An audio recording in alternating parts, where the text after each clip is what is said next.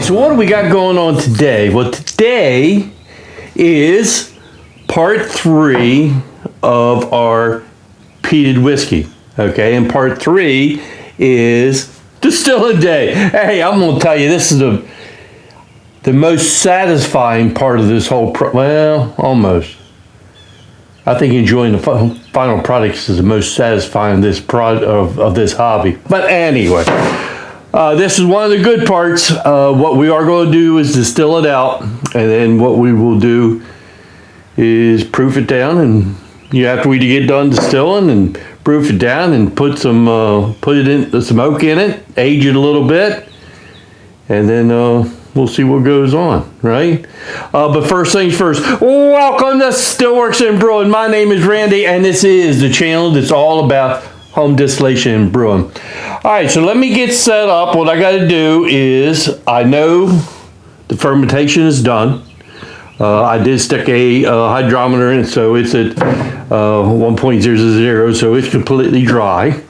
So what we got to do now is I got to siphon that off into a still pot, and then we will get ready to start heating this still up and getting it done. Okay, so let me get set up and then I'll be back. Okay, so I got my auto siphon here, and I always like to siphon it off because I like to leave all the junk behind. Okay, and I just want the good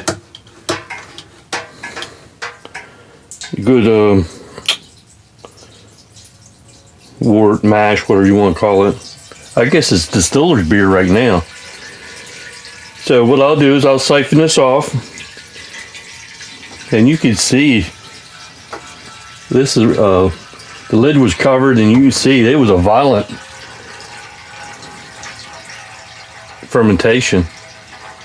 So that yeast was really happy. All right, so let me get this done, and we'll move on. All my distiller's beers or washes siphon over into the still pot. I want to just say a couple things how I heat my still. Okay, I do 2 different things. I use propane and electric. All right, and why do I do that? Well, it just speeds up the whole process. Okay, but what I do, I got my propane burner here, and then I use a diffuser plate, and that's just a piece of 1/4-inch steel, and it goes between the flame and the bottom of my still. It almost wipes out scorching, almost. Okay, so I'll put that in between my still and the flame on the bottom, and then I will use my electric heating element in the side of the still pot to warm everything up. I try to bring it up slow and gradually bring it up so that everything is moving around in that pot, so nothing will settle on either the bottom or onto the heating element.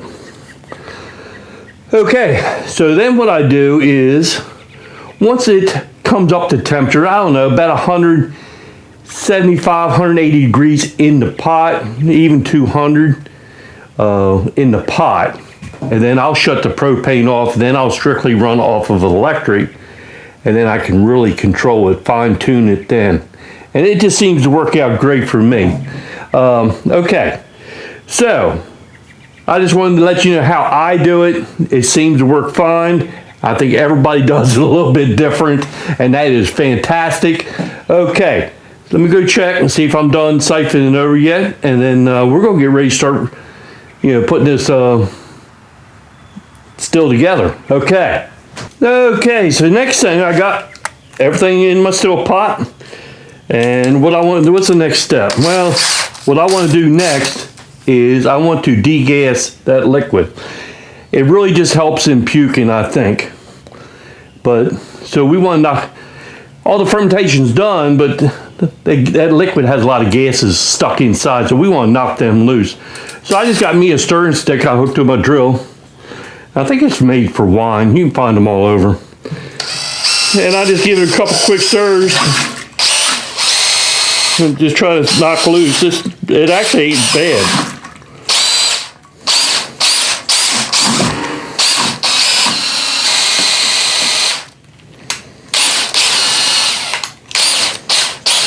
All right, that should do it. It only takes us a little bit.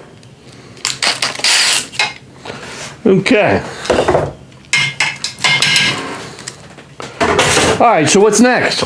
Well, next we need to stack out this still. All right, so let me get that stacked out. You've seen me do that before.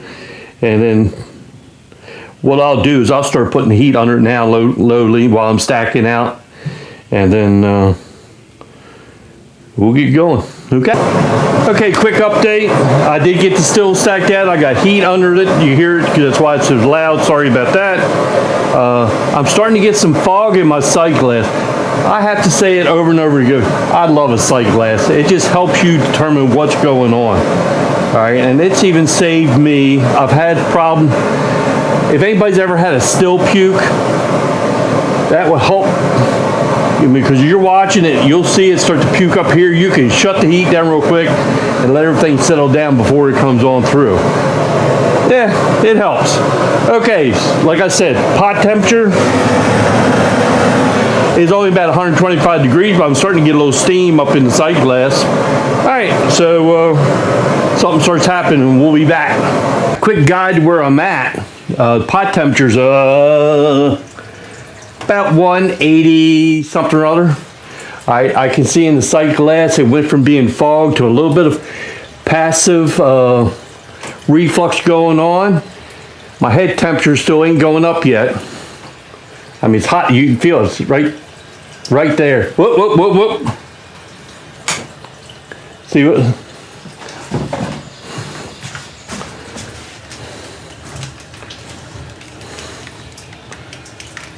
See what I'm talking about?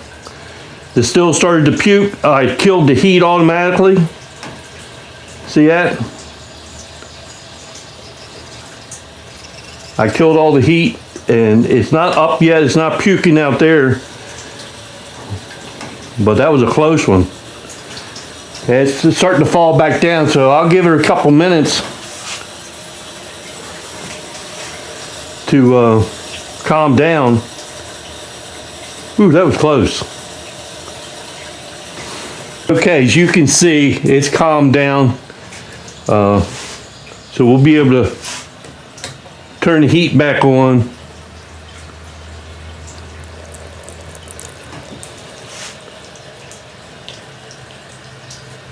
But it's coming out nice and clear out of the but still, I need to turn the water up a little bit. Okay. Alrighty then. Well, we finished up running the still.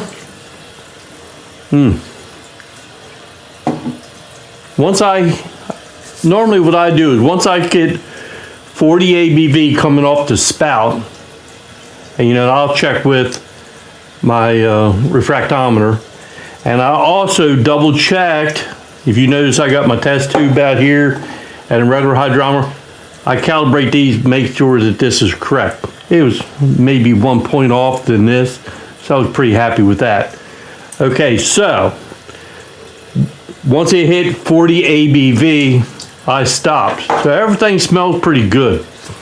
So what do we do next? How much should I collect? I got 1, 2, like 3.5 quarts. I'm happy with that. 3.5 quarts of high proof stuff. So what we're going to do next is let me clean some stuff up, and then we can proof it down and get ready to move on to the next step. It smells fantastic, so I'm not going to air it out at all. So we're just going to go right on to the next step. Okay, so let me get cleaned up and I'll be back. All right, let's get everything mixed up in here.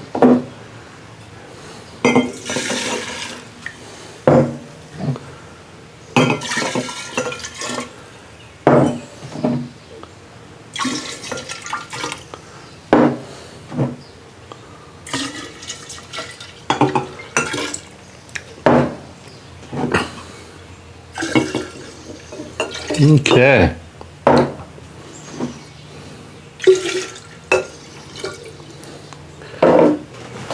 Get some of this stuff out of my way.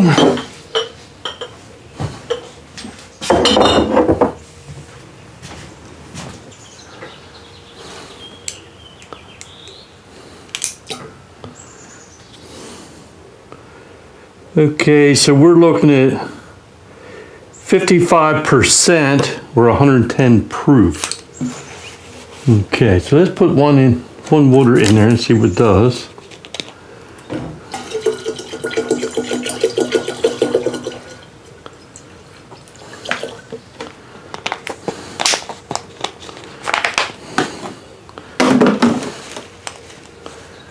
See what we got now.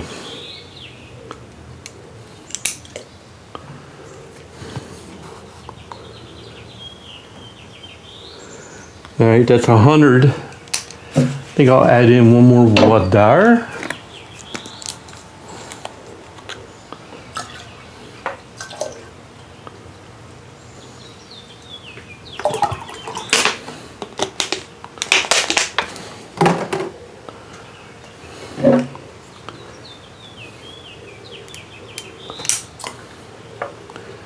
And that's about 40, almost 45. You know what? I think I'm going to leave it right there. That's about 45. Okay. So what I want to do is I'm going to divide it up between these two jars. So I need about that much there.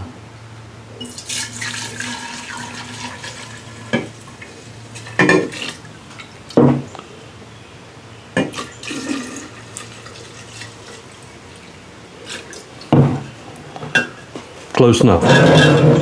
All right. Let me get some stuff gathered up and we'll be right back.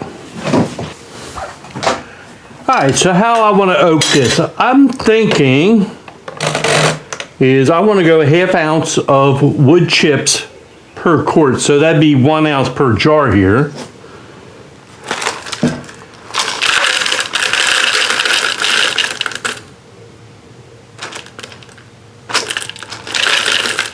Oop. All right, 1 ounce per jar. 1 ounce for that one.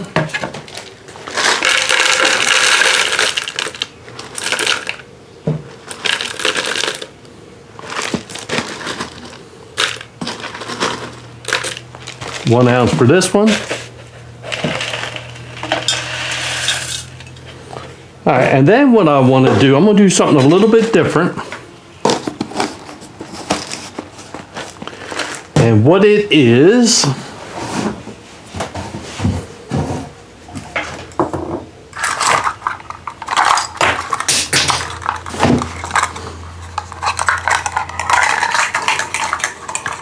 let me get my measuring cup here.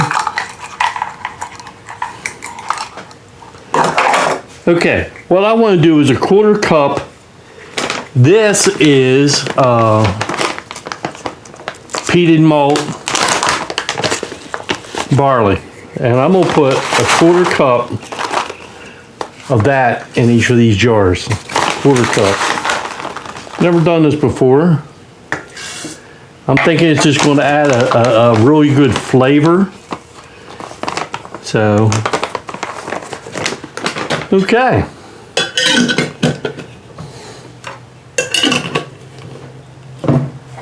What we need to do is we'll come back. I'll keep an eye on this in a few weeks. Give it a taste. If I'm happy with it, then we'll strain all this stuff out. So, it'll be pretty interesting. I've been looking forward to this one. It ought to be pretty nice. Okay. All right. Well, I guess the last thing I got to say is, hey, thanks for stopping by, and we'll see you next time here on Stillworks and Brewing. Cheers, everybody. All right. It's going to be good. Yep. It's going to be good.